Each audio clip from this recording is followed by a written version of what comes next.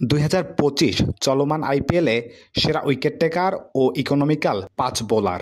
5 নম্বরে রয়েছে ভারুণ চক্রবর্তী, 7 ম্যাচে নিয়েছেন 10 উইকেট, ইকোনমি 6.22 এবং 4 নম্বরে রয়েছে কুলদীপ যাদব, যিনি দিল্লি ক্যাপিটালসের হয়ে আইপিএল মাতাচ্ছেন। তিনি 5 ম্যাচে নিয়েছেন 10 উইকেট, ইকোনমিটাও ঈর্ষণীয় 5.60 এবং 3 নম্বরে রয়েছে শার্দুল ঠাকুর, যিনি লখনৌ সুপার জায়ান্টের হয়ে আইপিএল খেলছেন। তিনি 7 ম্যাচে নিয়েছেন 11 উইকেট এবং ইকোনমিটা একটু বেশি 11-র কাছাকাছি।